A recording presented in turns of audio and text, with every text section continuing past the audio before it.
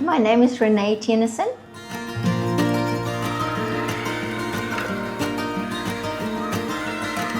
And my name is Deon Tennyson.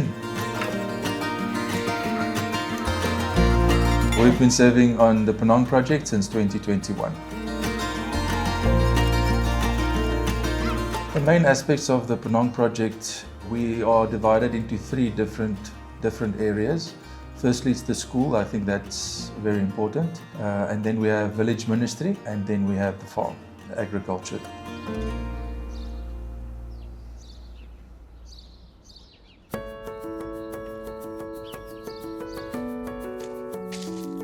So these are all durian trees.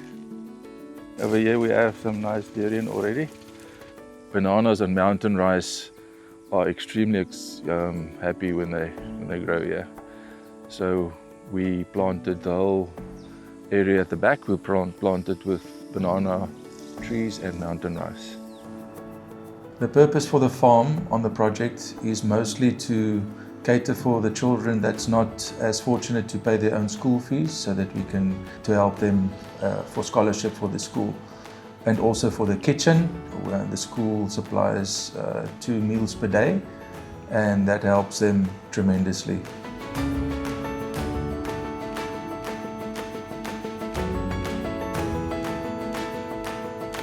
Some of the rice that's left, so what they do, they put it in baskets and then they shake it like this, and then the rice falls down into, and then they bag it. The best successes that we've seen on the farm recently was our rice produce that we got from the farm. We planted 3 bags of rice and we harvested 4 tons of rice. That was a heartwarming experience for me to see the smiles on everybody's faces when we filled up 66 bags of rice. You know, for the first time since the project existed, for the first time on the farm we had some income coming in, and we were able to provide for the school. The school buys it from the farm at a very, very low price, and then they have rice to feed the children. There's a lot of things that we just give to the school that they don't buy. Of course, we have to make the farm also sustainable. So we can't give everything away. So we have to work very careful with our money and the spending of it. We've also been able to help the local people by providing them with work. So they've been able to not only buy themselves motos, but also buy phones and things that they need. So that's been really good. So this is Madavi. She's a farm worker. She's a farm manager. Yeah, we're very proud of her for all the work that she's done so far on the farm.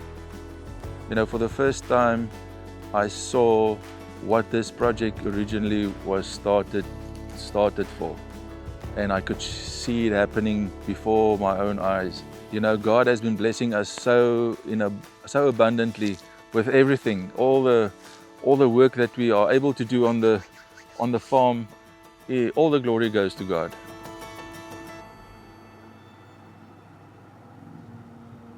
Before I became a missionary, I was in the South African police force for 30 years. And then I worked undercover for a couple of years. I had quite a few businesses. Over and above that, I was a gymnastic coach for more than 15 years. I've been a gymnast since I was 5 years old. I represented my country. I had to close down my gymnastics club because I realized that I could not teach on Sabbaths and do competitions.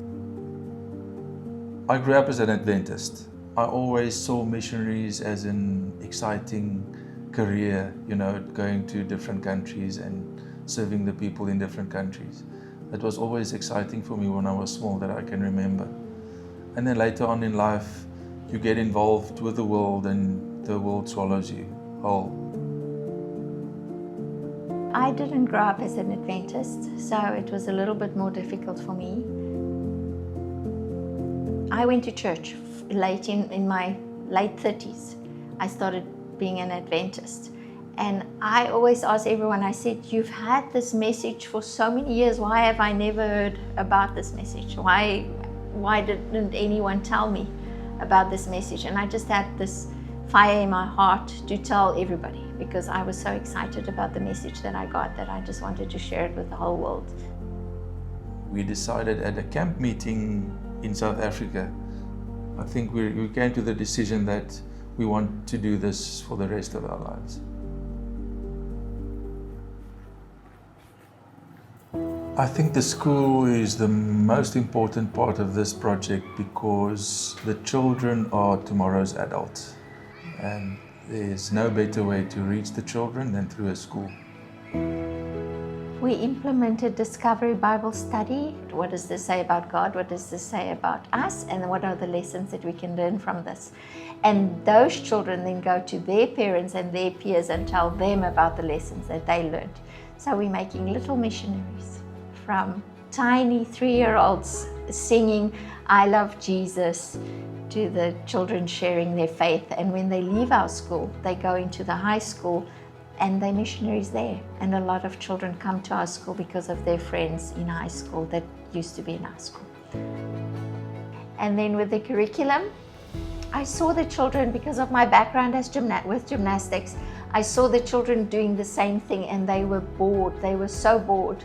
You know, strength, balance, coordination, all those things. They were not doing any of that. And in my mind, I could see them doing somersaults and cartwheels and forward rolls, all the gymnastic things. And that didn't work out. So I had to learn to really bring down my expectations because it was so foreign to them. To me, it's normal. Like for me, it's just balance. But just balance for them is not just balance. I had to really adjust my expectations and really break it down in little bits. And now slowly, I'm teaching them and they're getting there. And I'm really thankful that they're getting it. And some teachers do really well. They grab the idea and they want to grow and want to learn. And I'm excited to see that. I think my favorite thing is to interact with the local people, especially with some of the teachers at the school. Usually when you come into the country, they call you teacher. And we have seen not only with the management team, they no longer call me teacher, they call me Rene on my name. Not only with them, but also with the Pnong people. In the beginning, both Deon and I were teacher, everything teacher. And now they call us by our names. And that shows that we're no longer above them, but we're part of them and they see us as family. Oh, I feel privileged. I feel privileged for them to accept me as a family member, and humble. It's a humbling experience. I think that's the most. That's been the most rewarding, I think. At first, when we decided to join AFM, we said 10 years. It's been 8 years now. We're going in for our 9th year. 9 years already. 9 years already, but I think for another 10 years would be a good decision. Yeah. As long as we can. As long as we can. As long as we are healthy and we are able to serve the Lord, we will. I think that happiness is a choice. I think that every day you can wake up and you can be miserable, or you can choose to be happy. We found true happiness by feeling that we belong and that we mean something and we contribute on the project. And that made us, that's happiness for me. That I'm worth something and I'm doing something that's worthwhile. My vision for the Pnong Project is eventually to hand the project over to the local people. Let them run the project by themselves. They are such hardworking people and they've got the knowledge to do it. And we are privileged to empower them to do that.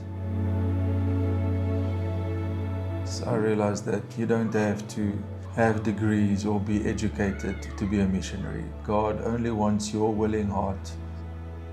That's all that He wants. To show the love of Jesus to those who don't know Jesus.